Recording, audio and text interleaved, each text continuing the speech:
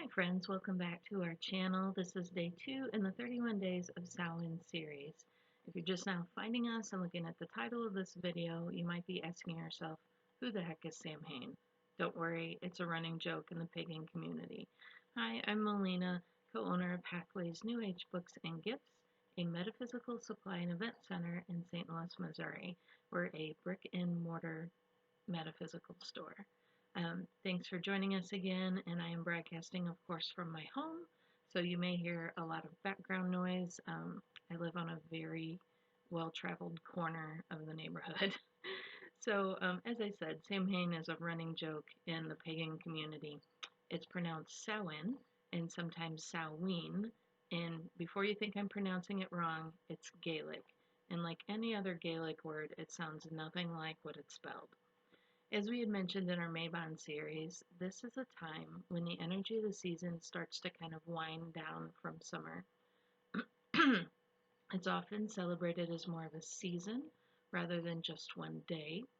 And when we mentioned about its origins being Gaelic, the language of the Celts, it's often seen as the Celtic New Year. So it's also when the time, when one year passes on to the next, we experience what's called a liminal space. So it's the in between, like it can be in between places, it can be in between times, and in this case, it's in between the Celtic New Year from one space to the next. It's when the spirits of the other worlds are said to be closest to ours, when anything is possible, nothing is quite as it seems, because we're in that liminal space. It's also a time when it's easiest to speak or to feel those who have dropped form, passed on, died. Also includes pets, which is why it's often seen as a time of ritual and remembrance. Pardon me.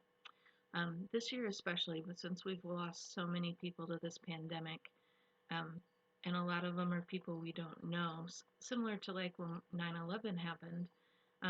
This Samhain, I feel, will be very different for a lot of people. And it is perfectly okay to remember and pay homage to those who who have dropped form even though we don't know them. So like essential workers, um, anything like hospital workers to police to, any folks that serve us on a regular basis. And I feel it's important to do that too. Um, so allow yourself to kind of include them in your space if you choose to remember your family and friends this Samhain that have passed, your ancestors, whether they be directly blood ancestors, whether they be um, cultural ancestors, may they be the venerated or what's referred to as the mighty dead, so those who have passed on that are spiritual teachers. But I would encourage you to allow a space, especially this year, for those who have passed due to this pandemic, just to give them some extra energy and help those souls make their transition. Um, just because people drop form doesn't mean that they have everything together. They go through what's called a bardo, or a self-life review. And again, just because they've dropped form here doesn't mean that they don't still have things that they're working on those finer planes. So on that note, you may want to, again, remember those that have helped us out and leave that proverbial space at your Samhain table for them. And we've talked a little bit about the word liminal before, but I think it's really important to discuss it, especially when it comes to Samhain. It comes from the Latin word limen, which is spelled like limen, Limen, which means threshold. It's a space between one space and another. So in your everyday world, one of the liminal spaces you can see is like a threshold of your door. So when you're coming like just outside your front door, there's a threshold you step over, and then you're inside your house. So like that threshold of your doorway is one of those liminal spaces.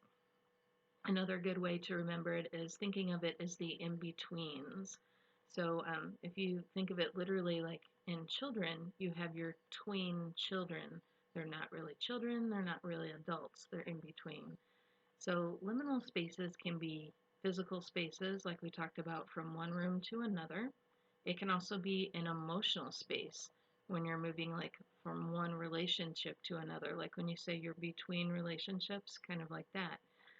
It can also be what you feel when you experience the loss of a loved one passing from this plane to the next. Um, Another thing that a lot of people don't think about is a liminal space can also be a mental space.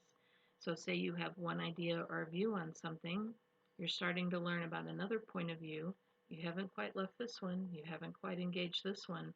So you're in that liminal space in your mental space or your mind. Like if you're changing a thought or an opinion.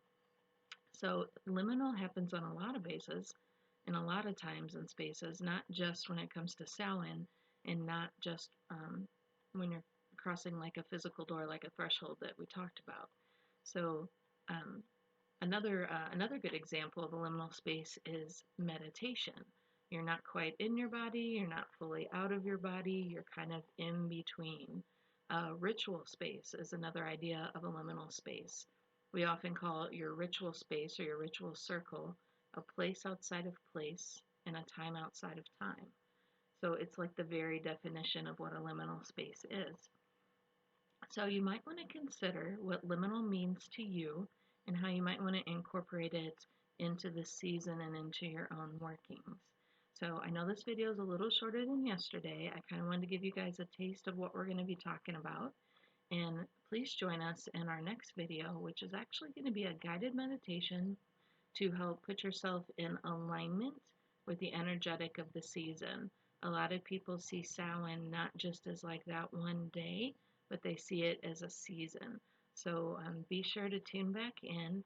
And if you want to make sure that you don't miss anything, please hit the subscribe button at the top so you will know when we go live. So, of course, thanks again so much for joining us, and we'll see you in the next video. Thank you.